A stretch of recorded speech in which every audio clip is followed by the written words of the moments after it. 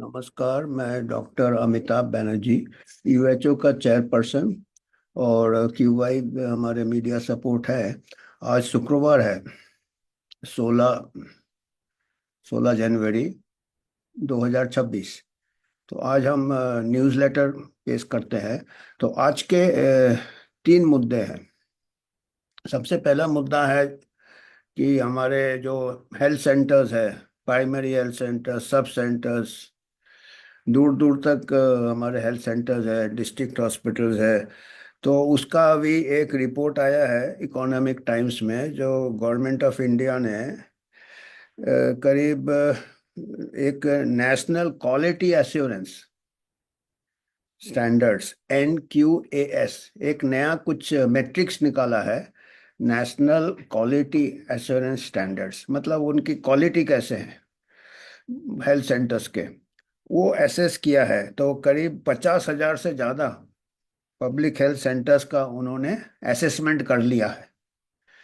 अभी ये सुन के तो बहुत अच्छा लगता है कि भाई 31 दिसंबर तक 2025 को 50,373 पब्लिक हेल्थ सेंटर्स का निरीक्षण कर लिया है। तो हमको सुन के अच्छा लगता है कि चलो भाई क्वालिटी हेल्थ मिलेगा, जो कि गांव में नहीं है, डॉक्टर्स नहीं है या स्टाफ का शॉर्टेज है वगैरह वगैरह। और इनका उद्देश्य है कि दिसंबर 2026 तक पूरे 100% इनका हेल्थ सेंटर का क्वालिटी असेसमेंट ये हो जाएगा, क्वालिटी असेसमेंट स्टैंडर्ड।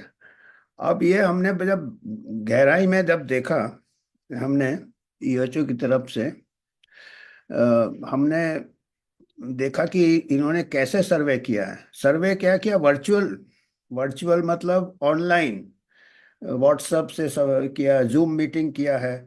मतलब डॉक्टर तो जा ही नहीं रहे हेल्थ सेंटर्स में। अभी जो सर्वे करने वाले, जो कि एक्चुअली करना चाहिए ग्राउंड सिचुएशन, वो भी नहीं जा रहे हैं। अभी टेलीमेडिसिन आ गया, टेली इंस्पेक्शन आ गया, क्वालिटी एश्योरेंस भी दूर से हो जाएगा।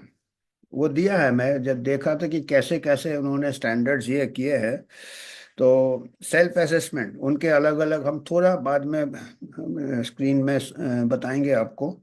सेल्फ असेसमेंट है जो फैसिलिटीज को बताया गया कि खुद का असेसमेंट अपलोड करो, तो खुद ही वो अपना ही क्या कर रहे हैं क्या नहीं कर रहे हैं खुद ही अपलोड कर रहे हैं।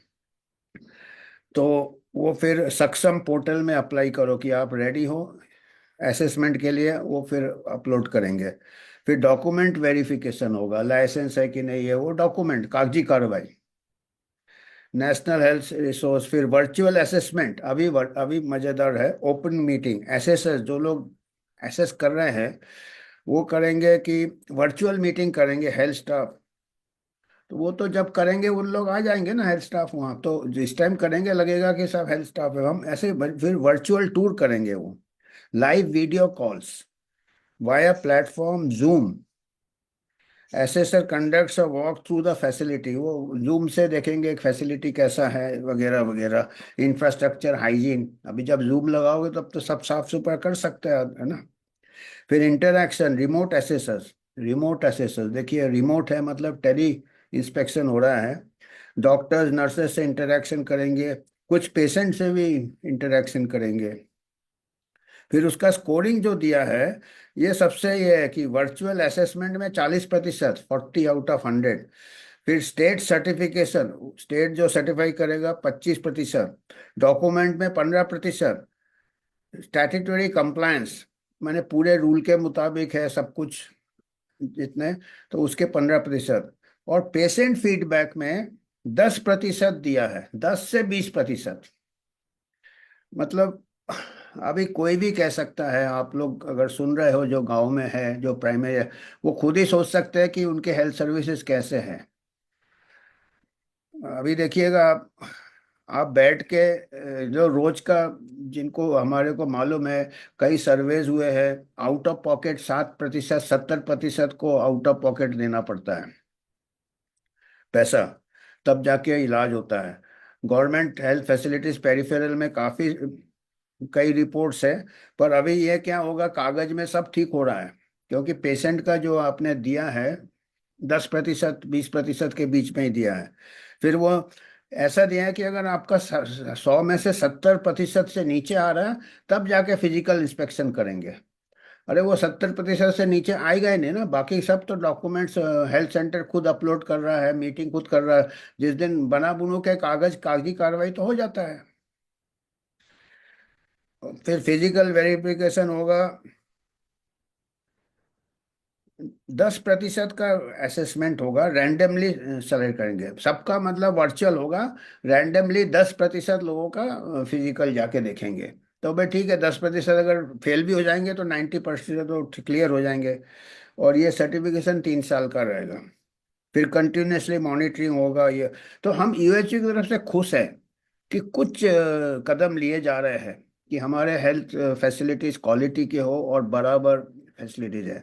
पर जो ग्राउंड सिचुएशन है वो तो काफ़ी बुरा है।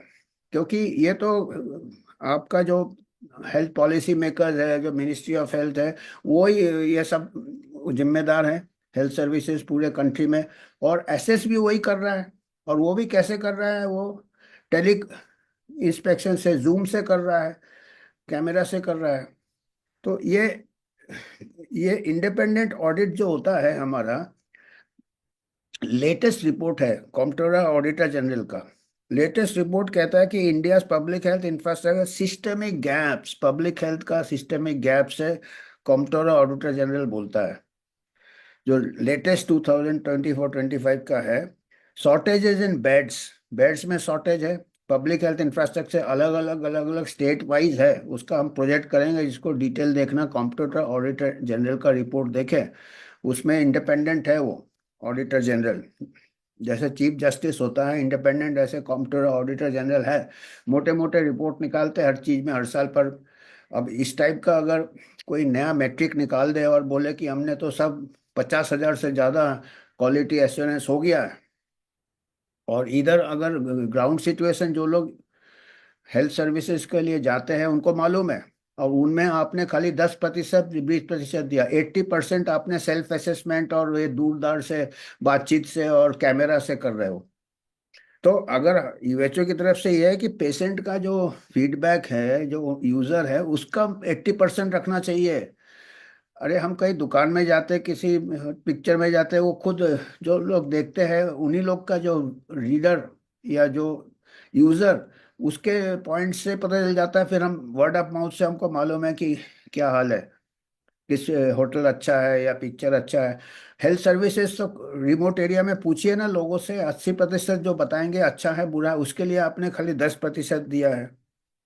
और कुछ पेशेंट्स जिनको 10% भी निकल आएंगे, जो लोग को अच्छा ट्रीटमेंट मिल जाता है, वीआईपी लोगों को तो गवर्नमेंट अस्पताल में भी अच्छा ट्रीटमेंट मिल जाता है, लिखवा लिया तो जो भी है, मतलब ये अच्छा ये नहीं है, मतलब इतना। पर एक तरफ से हम खुश है कि कुछ कदम लिया जा रहा है, पर कॉम्प्ट्रोलर ऑडिटर जनरल रिपोर्ट को ज़्यादा ये देना चाहिए।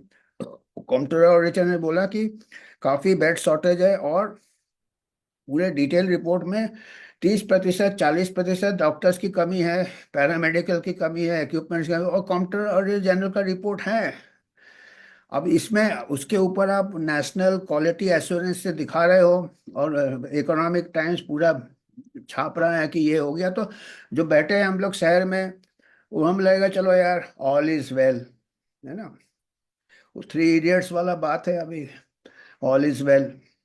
तो अच्छा है, पर इसको हम यह है कि कॉम्प्ट्रोलर ऑडिटर जनरल के रिपोर्ट से भी ये करो। क्योंकि इस टाइप के जो होते हैं, अभी इसका जीता जागता उदाहरण क्या है? 8 बार लगातार, 8 बार continuously Indore cleanest city in India घोषित किया गया। और वहाँ पे अभी पानी, दूषित पानी से लोग मर गए, 8 लोग मर गए, उससे ज़्यादा भी बीमार हैं, आईसीयू में थे। तो इसी से पता चलता है कि जो क्लीनेस्ट सिटी में हम अगर ये हाल है, वाटर सप्लाई का ये हाल है, ये है, तो ऐसे जो असेसमेंट होते हैं, इसका हमको थोड़ा सा, अंग्रेजी में कहते हैं पिंच ऑफ सॉल्ट के साथ लेना चाहिए। जो भी है, ये आपके हम प्रोजेक्ट करेंगे, आप खुद देख सकते हैं। दूसरा समाचार है, हमारे देश में भी ये हो रहा है और यूके में भी ऐसा हो रहा है। यूके वहाँ से, यूनाइटेड किंगडम में, इंग्लैंड में अभी एक ब्रिटिश मेडिकल जर्नल में एक लेख आया है कि अभी जो एक्सपेंड कर रहे हैं वहाँ का यूके का नेशनल हेल्थ सर्विसेज सबसे बेस्ट माना जाता था। गवर्नमेंट सर्विस था। General practitioner, primary health centre जैसे उनके हेल्थ सेंटर्स होते थे, government health centres, national government hospital. पहले जनरल प्रैक्टिशनर देखता था, उसके बाद वो स्पेशलिस्ट को रिफर होता था, और काफ़ी फ्री ऑफ कॉस्ट ट्रीटमेंट मिलता था वहाँ के नागरिक लोगों को। कई सालों से चल रहा था ऐसे। मैं एक लेख का भी टाइटल दूंगा। कई सालों से चल रहा था, 20 साल से, शायद उससे भी ज़्यादा, कि जो गवर्नमेंट था धीरे धीरे फंडिंग कम कर रहा था एनएचएस को।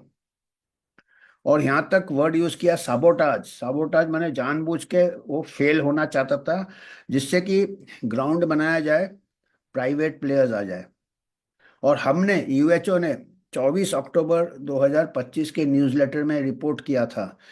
उस टाइम भी न्यूज़ आया था कि जो अक्टूबर 2025 को पूरे कॉरिडोर में पेशेंट देखे जा रहे थे, इतना बेड का शॉर्टेज था। जो नेशनल हेल्थ सर्विस, जो गवर्नमेंट हेल्थ फैसिलिटीज थे यूके में, कॉरिडोर में यह दिया जाता। और तभी ये लेख आया था कि ये कई इससे, और हमने बहुत पहले पढ़ा था कि ये था कि धीरे धीरे आप जितने भी गवर्नमेंट फैसिलिटी जहाँ जहाँ हैं, फार्मा इज ए इंटरनेशनल, ये है जो प्राइवेट प्लेयर्स है इंटरनेशनल, उनका ये डोमेन कैप्चर करना चाहते हैं हेल्थ सेक्टर में। क्योंकि लोगों का लाइफ एक्सपेक्टेंसी बढ़ रहा, बीमारियां बढ़ रहा है, प्रिवेंशन की तरफ कम ध्यान दे रहे हैं लोग। तो वो 20 साल से जो कि अच्छा काम कर रहा था नेशनल हेल्थ सर्विस यूके का, उसको धीरे धीरे धीरे धीरे कमजोर बना दिया है।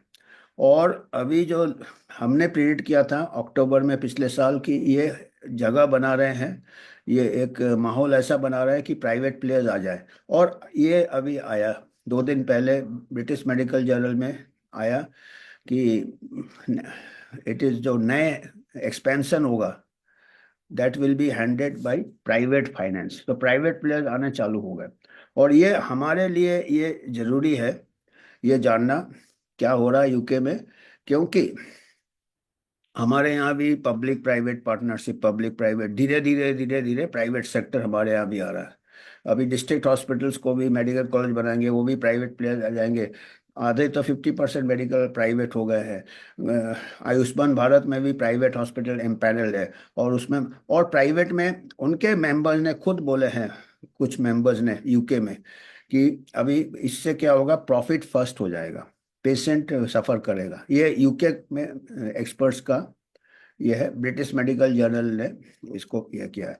तो हमारे लिए एक सिग्नल है कि अभी हम, मेरे को तो लगता है शायद यूके से ज़्यादा हमारे यहाँ ज़्यादा ये हो गया। तो ये चमक धमक काफ़ी रहता है, प्राइवेट का कॉस्ट रहता है, मेडिकल टूरिज्म अट्रैक्ट होता है। तो यूके का भी अभी I think it is international चल रहा है कि धीरे धीरे प्राइवेट सेक्टर को देने से फिर कई आ जाते हैं प्राइवेट प्लेयर्स में। आपको मालूम है, जितने भी यूके में भी ऐसे कई रिपोर्ट्स आए हैं कि वहाँ भी जितने पॉलिटिशियंस है, मेंबर ऑफ पार्लियामेंट है, वो सब, उनको कन्फ्लिक्ट ऑफ इंटरेस्ट है, उनको काफ़ी ये मिलता है फार्मा कंपनी से। तो ये यूके में जो हो रहा है, क्योंकि यूएचओ का काम है, जो दुनिया में जो हवा चल रही है वो हवा हमारे देश में भी आ सकती है या आ गई है ऑलरेडी।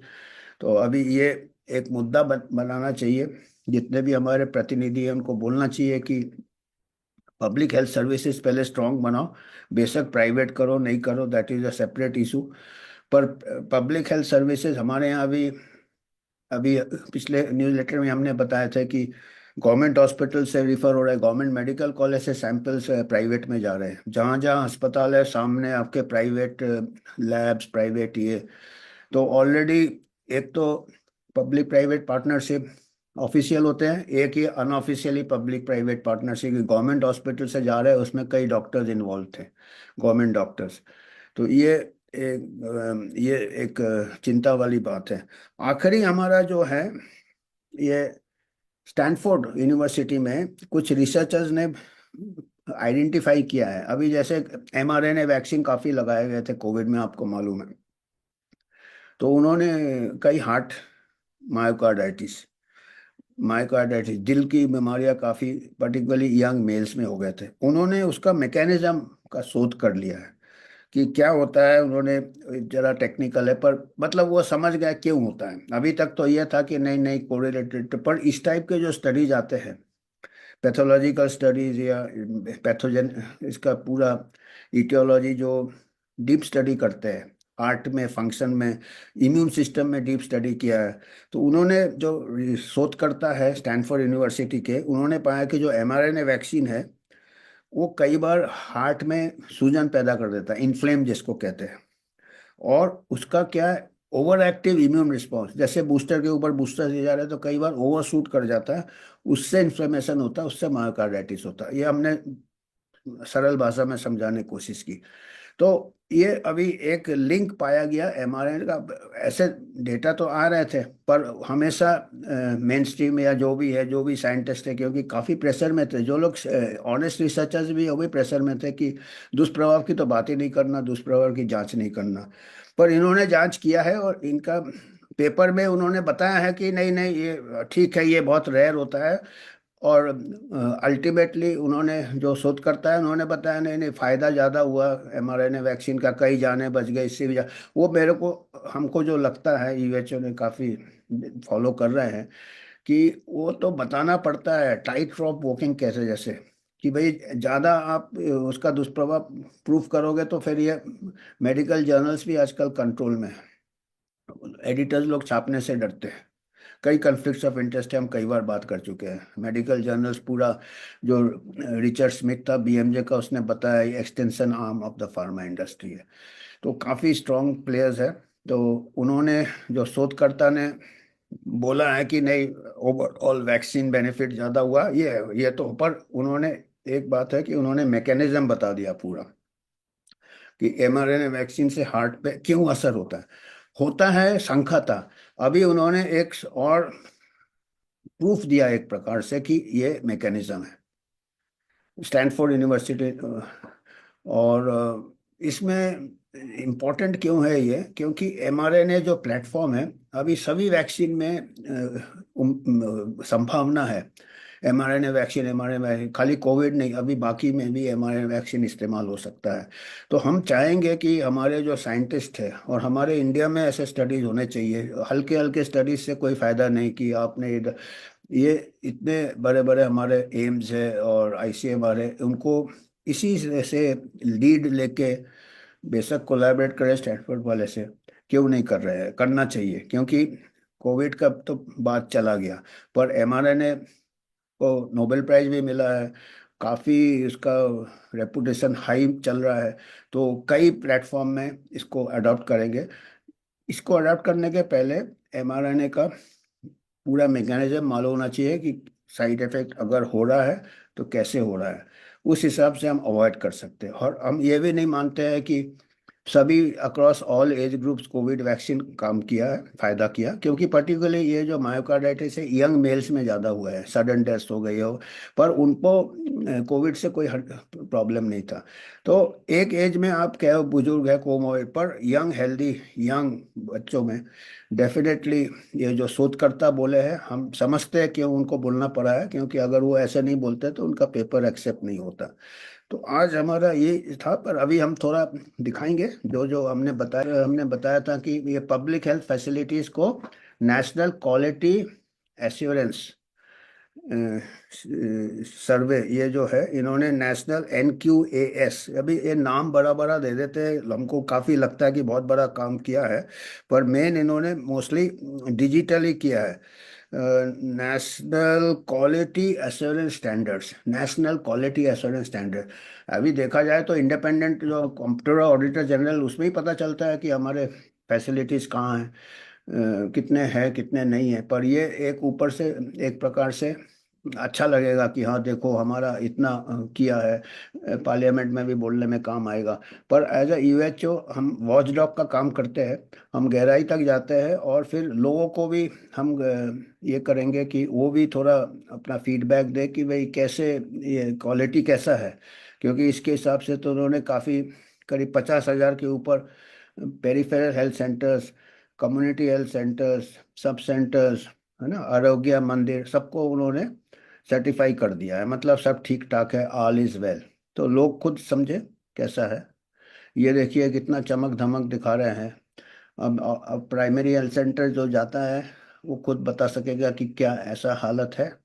तो ये वीडियो कॉल के लिए ऐसा बना के रख सकते हैं, ऐसे भी रिप्रेजेंटेटिव इमेज होगा ये देखिए, India's public health system as the nation crosses the 50,000 marks, national quality assurance system. Quality में 50,000 ऑन पेपर तो क्रॉस कर गए, सर्टिफिकेशन हो गया। Government's commitment to quality, safety और पेशेंट सेंटर्ड केयर। देखिए कितने अच्छे वर्ड्स लगते हैं, नेशनल क्वालिटी एश्योरेंस स्टैंडर्ड्स। लोग खुद अपना निर्णय ले, क्योंकि उन लोग हेल्थ सर्विसेज इस्तेमाल कर रहे हैं। तो ये दिसंबर 2023 को 6,000 ही किए थे, अभी 22,000 किए हैं दिसंबर 24 को, अभी 50,000 कर दिए हैं दिसंबर 2025 को। तो मतलब बहुत अच्छा, इसका मतलब सब ठीक है। तो अभी ये देखिए, ये मैंने कुछ पॉइंट्स हमने निकाले हैं, इसमें देखिए वर्चुअल असेसमेंट में 40%, अपना उधर से 10%, कोई डॉक्यूमेंटेशन में 15%, स्टेट सर्टिफिकेशन, वहाँ का जो स्टेट है वो भी सर्टिफाई करेगा। कंप्लायंस, स्टैट्यूटरी कंप्लायंस माने हर कुछ है कि नहीं, उसमें 15% जो जो होना चाहिए। और पेशेंट फीडबैक में 10% से 20% लगा है। अभी ये या तो 10 करे या 20 पर है, 10% मैंने 20%, वो जैसा उनको सूट करेगा। अब पेशेंट को 80% होना चाहिए ना, हमको पेशेंट आउटपुट हुए, हमारा ये ईएचओ की तरफ से ये एक पॉइंट है।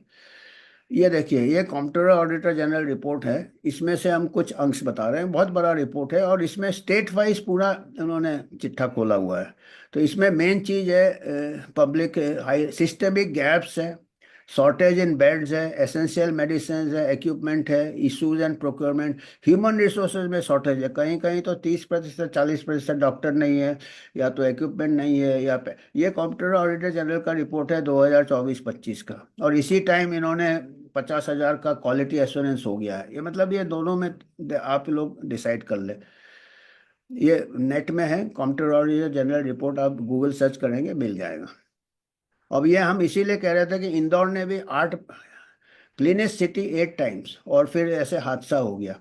तो मतलब ये इस टाइप के जो बनाते हैं, ये हमको अच्छा लगने के लिए, फिर से कहो अच्छा लगता है, फील गुड फील गुड। पर एक्चुअल ग्राउंड सिचुएशन इंदौर का पता चल गया, इतने जो हेल्थ सेंटर्स 50,000 है, लोग खुद समझे क्या हो रहा है। फिर ये हम यूके की बात कर रहे हैं, अभी अभी यूके में नेशनल हेल्थ सर्विसेज में धीरे धीरे पिछले साल से ही काफ़ी परेशानी हो रहे थे, लोग कॉरिडोर में ट्रीट किए जा रहे थे। और उस टाइम किसी लेक आया था उनके कोई इंडिपेंडेंट, इसमें मेन स्ट्रीम न्यूज़पेपर में, ये लेक आया था, the NHS has been sabotage, sabotage मैंने जानबूझ के उसको गिराया है। Why we are reluctant to point it out, हम क्यों हिचकिचा रहे हैं कि ये जानबूझ के, nobody sees a vote for the destruction of the health services. मतलब ये जो पॉलिटिशियंस है ये सब जानबूझ के इसको डिस्ट्रॉय किया, क्योंकि वो प्राइवेट सेक्टर को लाना चाहते हैं। ये पूरा लेख है, अगर आप इसका हेडलाइन टाइप करेंगे पूरा लेख आ जाता है। NHS has been sabotage, why we are so reluctant, ये यूके के न्यूज़पेपर का हेडलाइन है पिछले साल। और अभी देखिए, अभी ये 2026 का मैं बताया, 3-4 दिन पहले ब्रिटिश मेडिकल जर्नल, जो कि लीडिंग जर्नल है, private sector will fund most new neighbourhood health centres. करीब 80% जो नए हेल्थ सेंटर्स बनेंगे, हेल्थ सेंटर्स, वो प्राइवेट सेक्टर फंडिंग करेगा उसका। तो आप समझ रहे हैं, धीरे धीरे धीरे धीरे प्राइवेटाइजेशन की तरफ जा रहे हैं। और वहाँ के कुछ जो जिम्मेदार नेता है, लीडर्स हैं, उन्होंने कहा कि ये प्रॉफिट फर्स्ट आ जाएगा इसमें। तो इसीलिए हमारे देश के लिए इम्पोर्टेंट है ये जानना। अभी ये बात, आखिरी जो न्यूज़ हमने बताया था, ये स्टैनफोर्ड वाले हैं।